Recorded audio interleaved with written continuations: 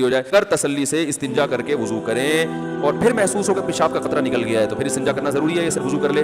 اور اگر اس وقت نہ ہو اور نماز کے دوران محسوس ہو تو کیا کرنا چاہیے؟ دیکھو یہ مسئلہ بہت اہم ہے, لوگ بہت پوچھتے ہیں, پہلے بھی ریکارڈ کرا چکا ہوں. جب پیشاب کرتے ہیں تو ایک دفعہ تسلی کر لیں کہ قطرہ آنا بند ہو گیا کہ نہیں ہو گیا, فوراً اٹھ کے نہ آئے, کیونکہ جب پیشاب کرتے ہیں نا انسان تھوڑا سا کچھ نہ کچھ قطرات تری کچھ نہ کچھ آتی رہتی ہے. تو آپ تسلی سے بیٹھے رہیں, صحیح ہے نا, یہ نہیں کہ بیٹھے ہی, وہمی آدمی تو قیامت تک بیٹھا رہے گا, تو یہ وہمی ہوگی نہیں, نارمل آدمی کی بات کر رہا ہوں. تو تھوڑی دیر ہر انسان کو کچھ نہ کچھ تراوٹ آتی رہتی. تو جب تسلی ہو گئی کہ بھائی اب قطرہ آنا بند ہو گیا ہے, پانی ڈالیں اور پتلی گلی سے نکل لیں.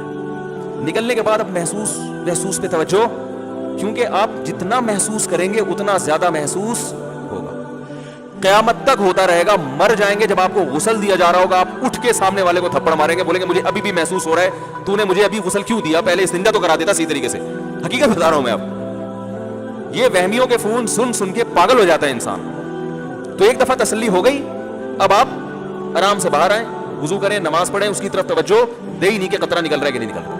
ہاں صرف محسوس نہیں, یقین ہو گیا کہ قطرہ نکل گیا ہے, اتنا یقین ہو گیا کہ آپ قسم اٹھا کے کہہ سکیں اللہ کی قسم پیشاب کا قطرہ اب نکل چکا ہے, تو آپ کا وضو ٹوٹے گا. بات آ رہی ہے سمجھ میں؟ لیکن وہمی کی سمجھ میں ابھی بھی نہیں آ رہی, کیونکہ وہمی کہے گا کہ وہمی لوگ پتہ کیا کہتے ہیں, پتہ نہیں یار میں قسم اٹھا سکتا ہوں کہ نہیں اٹھا سکتا, مجھے جو یقین قطرہ تو نکلا ہے, یہ تو محسوس ہوا ہے. اب اتنا کہ مفتی صاحب نے کہا تھا قسم اٹھا سکتا ہوں, پتہ نہیں قسم اٹھا سکتا ہوں کہ نہیں اٹھا, یہ وہم ہو رہا ہے مجھے. تو جب وہم ہو رہا ہے اس کی علامت ہے آپ نہیں اٹھا سکتے قسم, آپ کو یقین نہیں ہے. دیکھو ابھی رات ہو رہی ہے, قسم اٹھا سکتے ہیں نا, کوئی بھی وہمی ہوگا قسم اٹھا کے بولے گا بھائی رات ہو رہی ہے.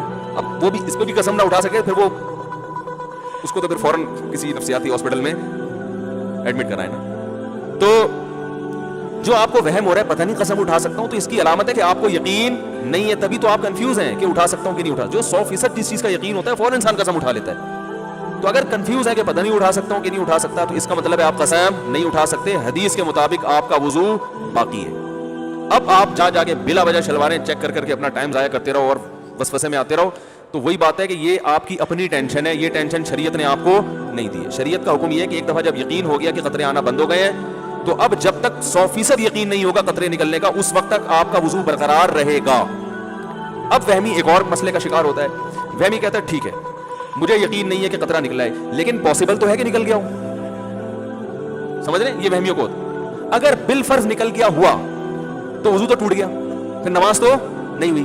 اس کا جواب یہ ہے کہ بھائی جب شریعت نے کہہ دیا کہ جب تک 100% یقین نہیں ہے تو وضو باقی ہے, تو اس کا مطلب ہے کہ بالفرض اگر نکل بھی گیا ہو تو بھی وضو باقی ہے. سمجھ میں آ رہی ہے بات؟ کیونکہ جب ایک دفعہ پیشاب کر لیا اور آپ کو اب یقین ہو گیا کہ اب قطرات نہیں آ رہے, آپ استنجا کر کے باہر آ گئے, اب شریعت یہ کہتی ہے کہ اب وضو قطرہ نکلنے سے یا نہ نکلنے سے نہیں ٹوٹے گا. اب جب تک نکلنے کا یقین نہیں ہوگا نہیں ٹوٹے گا, جب نکلنے کا یقین ہوگا تو ٹوٹے گا. اب قطرہ نکلنے سے وضو ٹوٹتا ہی نہیں ہے, اب قطرہ نکلنے کا یقین ہونے سے ٹوٹے گا وضو. بات آ رہی ہے سمجھ میں؟ لیکن وہمیوں کی سمجھ میں پھر بھی نہیں آئے گا. وہ پتہ ہے ایک اور حملہ کرے گا شیطان. شیطان یہ کہے گا کہ دیکھو بھائی اصل میں جو حکم تھا نا وہ تو قطرہ نکلنے سے, پہلی دفعہ تو جب پیشاب کیا تو قطرہ نکلا تو وضو ٹوٹا نا. کیا خیال ہے؟ یہ تو شریعت نے ہم کو آسانی میں ڈالنے کے لیے, ایک وہمیوں کو وہم سے اور ٹینشن سے بچانے کے لیے شریعت نے کہہ دیا کہ یقین ہو قطرہ نکلنے کا تو وضو ٹوٹے گا, یقین نہیں ہے تو نہیں ٹوٹے گا. لیکن اوریجنل مسئلہ تو یہی ہے کہ پیشاب نکلنے سے وضو ٹوٹتا ہے, چاہے ایک قطرہ ہو چاہے 10 قطرے ہوں. تبھی تو جب پہلی دفعہ پیشاب کیا تھا میں نے بیٹھ کے تو وضو پورا ٹوٹا تھا میرا. تو اس کا مطلب ہے کہ اصل تو وہی ہے. تو یاد رکھو وہ جو اصل ہے کہ پیشاب نکلنے سے وضو ٹوٹتا ہے وہ بھی شریعت کے بتانے سے ٹوٹتا ہے نا, یہ کسی انگریز نے ریسرچ کر کے بتایا تھا لیبارٹری میں.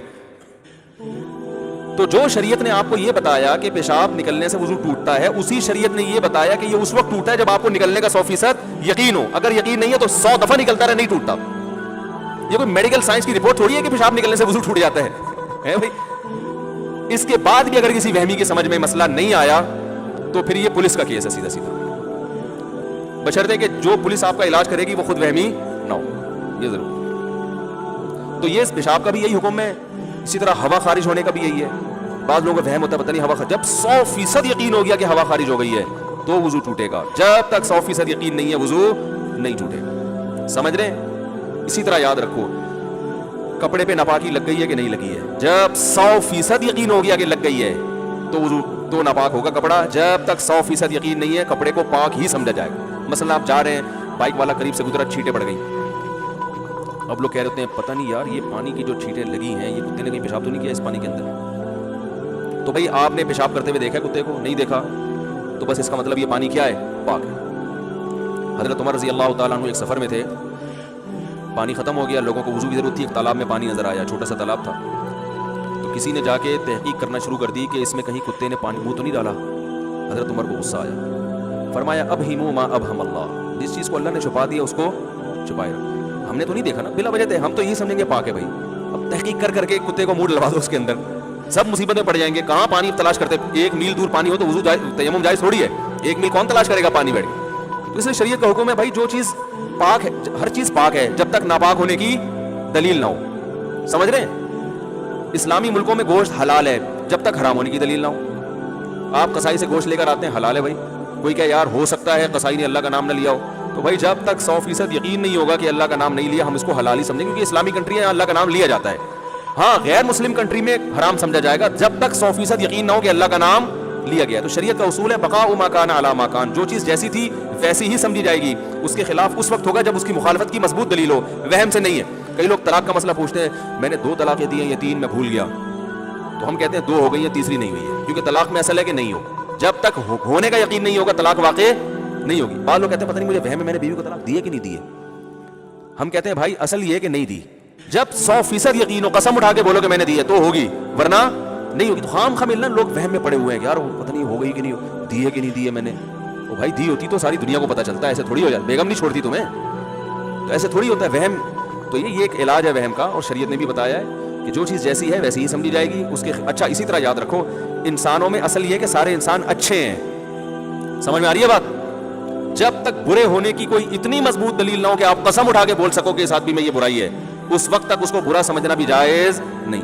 حتیٰ کہ آپ نے اس کی برائی دیکھ لی اور اس میں اس بات کا کوئی لاجک بنتی ہے اس کی, ممکن ہے یہ ہو, ممکن ہے. جیسے آپ نے کسی کو کسی خاتون کے ساتھ کھڑا دیکھ لیا کہ ہوٹل میں چپکے سے دیکھا ہے کسی لڑکی کے ساتھ بیٹھا ہوا ہے, عین ممکن ہے شادی کی بھی ہو اس میں, کیا خیال ہے؟